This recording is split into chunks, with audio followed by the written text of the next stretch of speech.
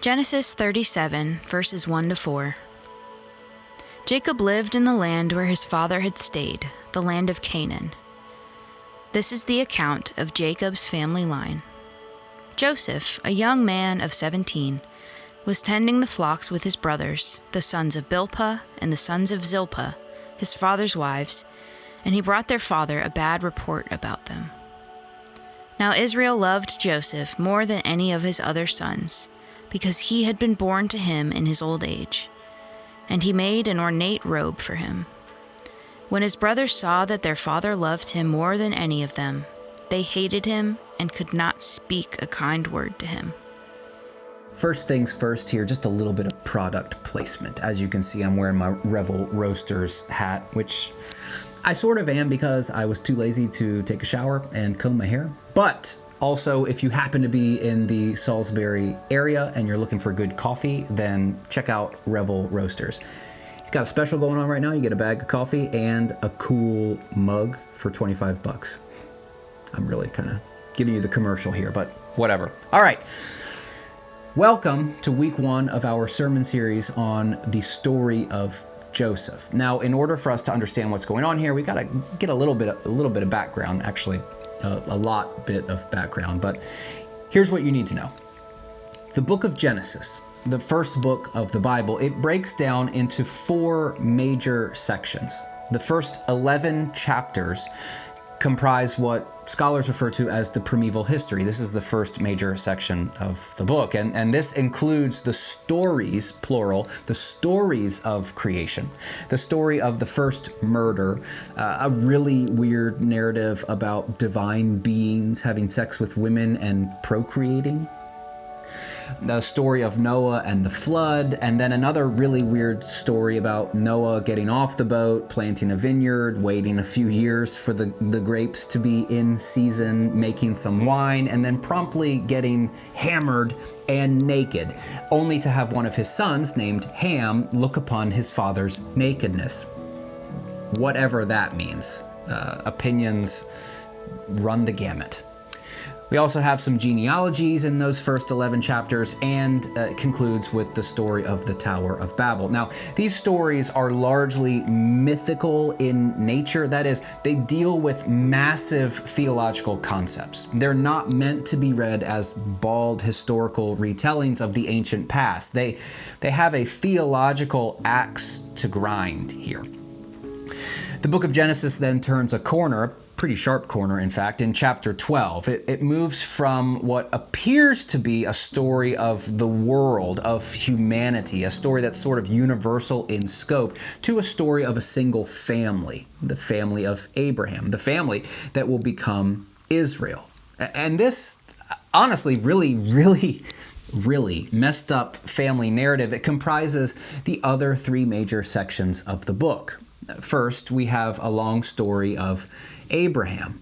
His son, the son of promise, Isaac, features as something of a minor character here. In fact, Isaac features sort of as a minor character in the entire book of Genesis, because in the 3rd major section, we move to a long story of one of Abraham's grandkids, Jacob. Again, his twin brother Esau provides a very minor character for this larger story. And then finally, we have a long story of one of Jacob's sons, Joseph.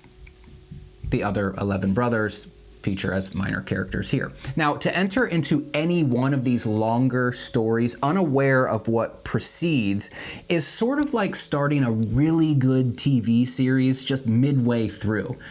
Think of something classic like Breaking Bad or Lost or How I Met Your Mother, the tragic ending notwithstanding, or Friday Night Lights, one of my favorite shows of all time, or even The Gilmore Girls.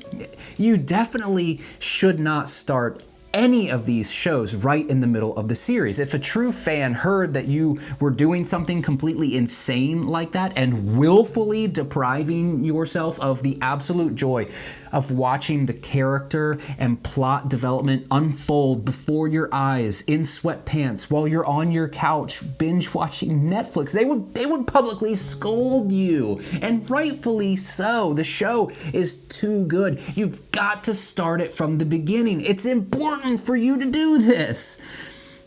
Now, I agree with this tactic, especially when it comes to good television, but I'm about to break my own rule here as we jump in waist deep with those 4 introductory verses from Genesis 37 into a sermon series on the story of Joseph.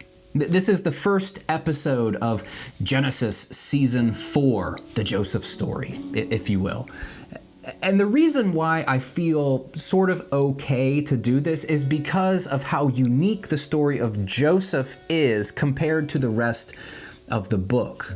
One of my favorite Old Testament scholars, Walter Brueggemann, he writes, the Joseph narrative offers a kind of literature which is distinctive in the book of Genesis. It is distinguished in every way from the narratives dealing with Abraham and Jacob, otherwise known as Genesis, seasons 2 and 3. Another important Old Testament scholar, Nahum Sarna, he concludes, the story of Joseph is by far the longest and most complete narrative in Genesis. It's set forth by a master storyteller who employs with consummate skill the novelistic techniques of character delineation, psychological manipulation, and dramatic suspense. So, because the story of Joseph is its own self-contained narrative, we're just going to jump in. Now, of course, there's some purist somewhere cringing, waiting to publicly scold us for willfully depriving ourselves of the absolute joy of watching the Genesis story unfold. But again, I think that we're going to be okay. I will say, however, while we have already hit play on Genesis season 4, the Joseph story, I should lean over at this point and just really quick give you one important detail, one important piece of background information that will really fill out what's happening here. And it's this. Joseph's family typifies the description completely and utterly dysfunctional. Earlier in the last season, season 3 of the Genesis series, his dad, Jacob, famously duped his twin brother out of his birthright for a bowl of soup, no less, and out of his parental blessing when he presented himself to his nearly blind father as his brother, complete with costumes. As a result of these deceptions, Jacob had to escape for his life so that his brother Esau didn't murder him. In return, Jacob was then famously duped by his uncle. Dysfunction, it turns out, runs very deep in this dysfunctional family. You see, Jacob escaped the wrath of his brother by going to hide out with his mom's family. One more brief piece of dysfunction here. Jacob's mom, Rebecca, loved Jacob. Jacob's dad, Isaac, loved his brother Esau, which I'm sure was not the source of either of these brothers' therapy sessions. Okay. While Jacob was with his mom's family, he falls in love with his uncle Laban's daughter, Rachel, really hard. In fact, it was love at first sight. For Jacob, we're unsure how Rachel felt about any of this. The story says that Jacob sees Rachel from a distance coming to water her father's flocks at the well where Jacob was sitting. And Jacob says in response, "Oh, I'll water your flocks." See my eyebrows? What a great ancient Near Eastern line. I'll water your flocks. Which he does. And then the Bible says he kisses her, he lifts his voice, and he cries. So Jacob, we now know, is a crier. Okay, interestingly, but unsurprisingly, we're not afforded any details about Rachel's thought process other than after all of this weird stuff has taken place, she runs to tell her dad what's going on. And here's where Jacob's story really starts to unravel. Laban was not about to give away his daughter for free.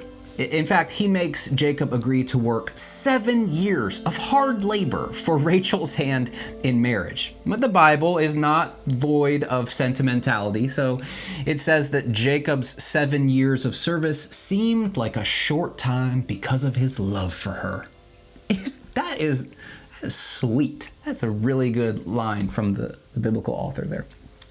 But after 7 years, I assume that Jacob had a countdown going on in his tent somewhere. He goes to his uncle and says, "The time has come, uncle. Give me my wife so that I can sleep with her." You know, it's just typical nephew-uncle talk. So Laban invites all of the people of that place and prepares a banquet. This detail in my mind is bizarre. Just tuck it away and think of the worst wedding that you've ever been to, the most uncomfortable wedding you've ever been to, and just multiply it by 1,000,000,000, because somehow in the evening of this gathering, of this wedding, Laban takes his daughter Leah, Rachel's sister, aka not Rachel, and brings her to Jacob, and Jacob sleeps with her. Now, if it helps, they did weddings a little bit differently in the ancient world than we do now. It was more of a festival than a 3-hour event. So Jacob had most likely taken not a few drinks here. He was having a good time. He was loosened up. He was dancing. He was doing the cha-cha slide. His wife was all veiled up. It was dark. He was in love. He was finally about to have sex with someone for the very first time. It was a big deal for Jacob. It's no wonder that he fell for the old switcheroo. He was probably drunk and overly excited. But it all hits him in the morning because, as the author of Genesis states, there she was, not Rachel, but Leah, unveiled in all her glory. And Jacob again says to his uncle, What have you done to me, man? Didn't I work for 7 years for you, for Rachel? Why did you betray me? Note the irony. Jacob, the betrayer of his brother, now accusing someone else of betraying him. I don't know about you, but as just a reader of this story, I've got a good amount of questions at this point in the narrative. And I'm going to go ahead and give drunk Jacob a pass for not knowing who was in the tent with him. That's the least of my issues. I can make sense of that one. But what about Rachel? Right? Where was she? What did she think of her dad's plan? Did she know? Was she in on it? I can't believe that she'd be in on it. When did the swap happen? Was there a point in time when she was all veiled up dancing on the floor with Jacob, and then the switcheroo took place? And where did she go for the night? Also, what about Leah? We know that she's older than Rachel, and we know that this is why Laban put her in this position. We also know that she has something going on with her eyes.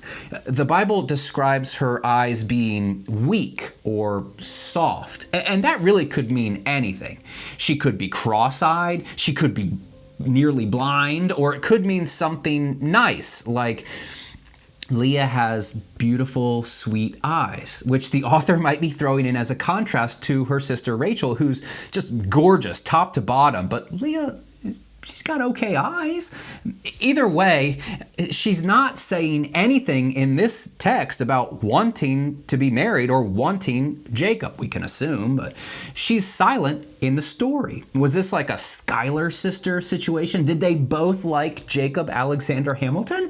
Did Jacob have both of them singing Helpless? Snuck that one in there for you Hamilton fans. I mean, I doubt that there's too many eligible bachelors just rolling up to the well looking for a wife. Single ladies, just humor me here. You think that you have a tough time finding a date after college in Salisbury, and I'm sure you do. I'm not here to deny that. The pool of eligible bachelors isn't overwhelming. But imagine living on the family farm in Padan Aram in the 2nd century BC. There was probably less men there. Probably. It could have been close, I'm not sure. But finally, what about the wedding guests? Can you imagine this? You'd never forget this wedding. Hey, you remember the time that crazy Laban gave the wrong daughter to Jacob? Yeah, I thought Ross saying Rachel's name at the altar was awkward, but this is insane. All of these details are deliciously bizarre, and it makes for an awesome story. But there's more. Laban bargains with Jacob, getting him to agree to serve another 7 years for Rachel. Now, there's often some confusion here. Jacob does not have to wait another 7 years to marry Rachel. He actually marries her the following week after he finishes out what has become he and Leah's marriage festival, which I'm sure that'll work out, right? I mean, being married is totally easy. I'm sure that being married to sisters is really easy too. Rachel probably took Monday, Wednesday, Friday, and every other weekend, and Leah got Tuesdays and Thursdays. So everything's just all hunky-dory here. Sisters marry the same guy. They have a schedule worked out. And then things get tough because Leah starts popping out kids left and right. Reuben, Simeon, Levi, Judah. And this is a huge source of jealousy for Rachel because having kids is a big deal in the ancient world. And Leah apparently is super fertile. Just one look at those soft eyes and boom, baby. The narrative, it compresses a lot of time here, time enough for Leah to have 4 kids. And in this time, Rachel is not getting pregnant. And I doubt it's from a lack of trying. As we'll soon find out, Jacob prefers the company of Rachel, maybe even stealing a few Tuesdays and Thursdays in the agreed upon schedule. That's a joke. There is no agreed upon schedule, just for the sake of clarity here. But his preference for Rachel is to be expected. He loved her. He has served 14 years to Laban to be able to be with her. But the baby making, it's just not happening for them. So Rachel problem solves and gives Jacob her maidservant Bilhah to sleep with. I'm sure there won't be an issue here, right? Now, this is Rachel's plan because any children that Bilhah delivers will be sort of credited to Rachel's account. One Old Testament scholar named John Goldingay writes, "The child that a woman receives onto her knees or lap immediately after its mother gives birth to it, or that a man subsequently dandles on his knees, is her or his child." This is the ancient world, remember. And like clockwork, Bilhah delivers 2 sons, Dan and Naphtali. But not to be outdone, Leah has a maidservant too. Her name is Zilpah, and Leah is very competitive. We learn this too in the story. So to prolong this weird fertility contest with her sister, Leah hands Zilpah over to Jacob for him to sleep with. And Zilpah promptly has 2 sons of her own, Gad and Asher. I guess more appropriately stated, 2 sons of Leah's own, but still. The story, it continues, and if you can believe this, I'd say it even gets weirder, because in the next narrative, Leah procures for herself some love plants. One of her sons finds them and gives them to her, because by this time she's stopped having kids. And Rachel still hasn't had any of her own biological kids. So in this little vignette, Rachel hears about Leah's love plants and she asks her for them. These plants are elsewhere translated as mandrakes. Mandrakes were widely used in the ancient world for medicinal purposes and ritualistic purposes. They were thought to have hallucinogenic and narcotic effects. The love plant is probably different here. They were thought to be part aphrodisiac, part fertility drug. So the idea then is that they might help Rachel to finally get pregnant. But Leah is just infuriated by this suggestion that she give away her love plants. Why would I do that, she says. Isn't it bad enough for me that Jacob sleeps with you all the time? I don't even get my Tuesdays and Thursdays anymore.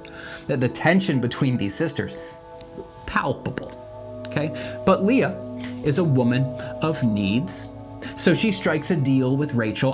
Okay, I'll give you the love plants if I get to have Jacob for the night. Notice how passive of a character Jacob is in all of this, okay? But then the story really ups the ante here, especially in the Hebrew, as Rachel responds to her sister, Yishkav imak. Wow, which you don't know this, but just hear me say that. What?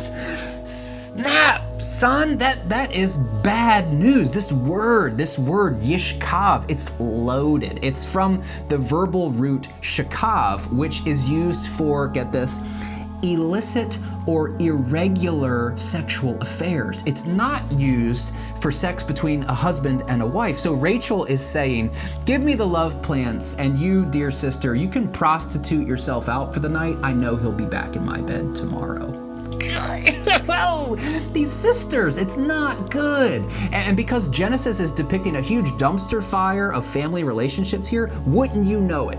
Leah, from this encounter, gets pregnant again. Number 5, Issachar, another son. And then she has another son, Zebulun, and then a daughter named Dinah. So there's 3 women here, Leah and Bilhah and Zilpah. There are 8 kids between them. And Rachel, nothing. Actually, I think my math's wrong. I think that takes us up to 10 kids.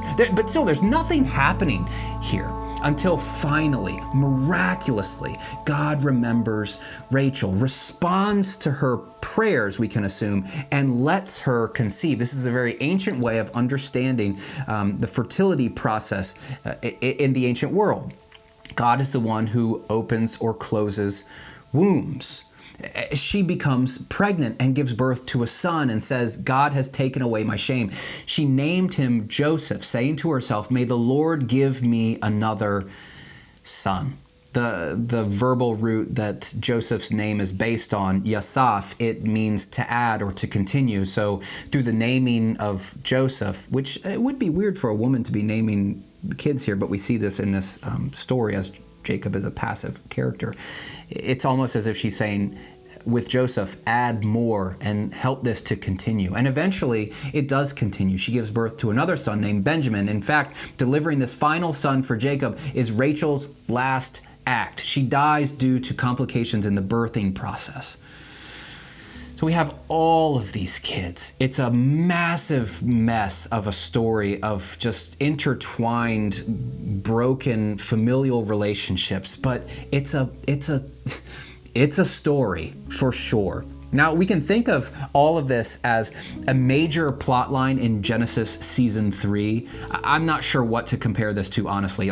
Big Love on HBO. It's a lot of crazy, which is why when we initially hit play on Genesis season 4 just a few moments ago, we were devoid of all of the necessary background. That's my fault, and the purists agree with that assessment. These verses, on their first reading, they didn't mean as much to us as if we had watched the previous seasons of this Genesis series. But now that we're caught up, let's try it again. It says Jacob lived in the land where his father had stayed, the land of Canaan. This is the account of Jacob's family line. Joseph, a young man of 17. So we've advanced in the story a bit. Joseph, a young man of 17, was tending the flocks with his brothers. It notes the sons of Bilhah, which would be Dan and Naphtali, and the sons of Zilpah, which would be Gad and Asher. Both of these are his father's wives number 3 and 4. And he brought their father, Jacob, a bad report about his brothers. Now, this part of the story is merely setting the stage for what follows. Joseph is depicted as a bratty, entitled little snitch. We've been highlighting all of this family drama, and most certainly it's carried over from the moms to the kids. Leah's kids probably feel slighted because their mom isn't Rachel, the favored wife.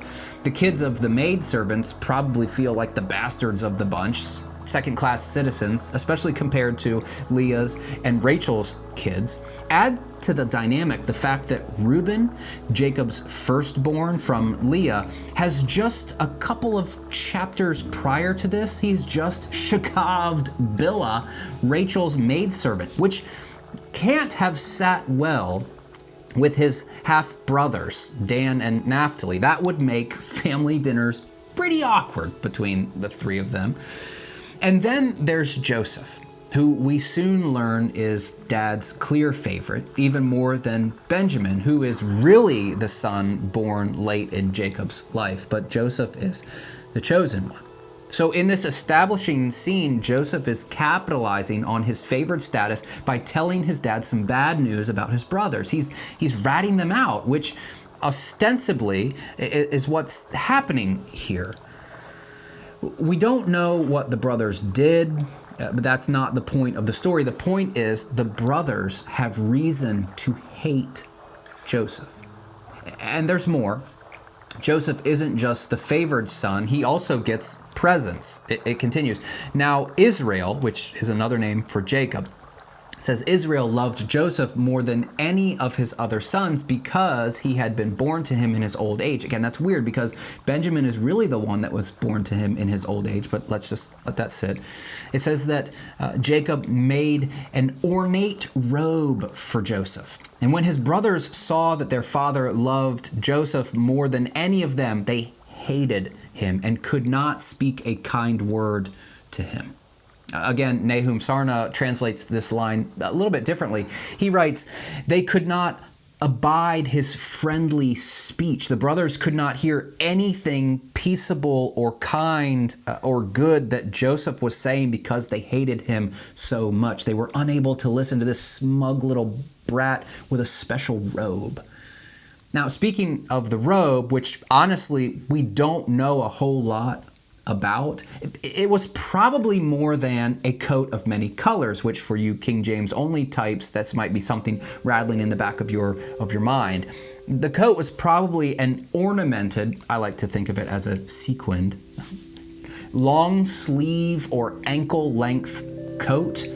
The word that it's derived from, pasim, comes from pas, which means palm of the hand or sole of the foot, so it could mean something about the length of the coat. Whatever the coat looked like, the point is it was something of a letterman's jacket, though the pins that Joseph was receiving was for his father's love. And it's no wonder that his brothers hated the sight of this coat and Joseph, because it was a perpetual reminder of their not being enough in the eyes of their father. I should also note here, too, that the only other time an ornamented coat shows up, this katonet pasim in Hebrew, is in a description of how the virgin princesses were clothed in earlier times from 2 Samuel. So the only two people that are wearing a coat like this are Joseph and princesses. Some transgender readers of the Bible, like Austin Hartkey, see in this story an example of someone, Joseph, not wearing clothes that measure up to the standard gender expectation of the day.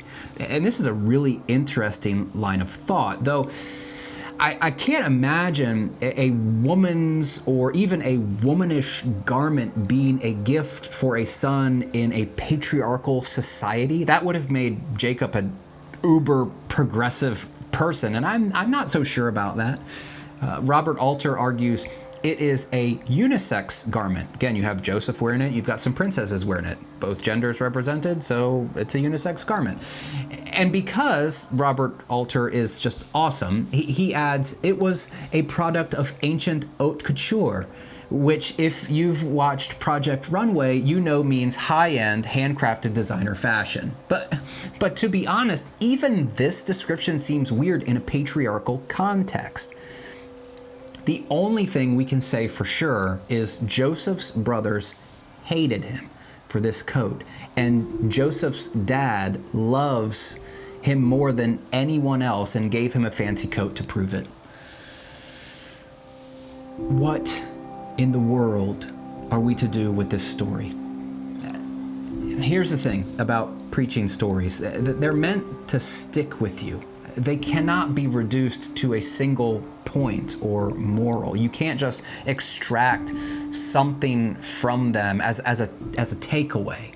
These few verses are not in the Bible simply to say, now don't be a schemer, don't deceive people, don't trick people, especially a brother who might murder you.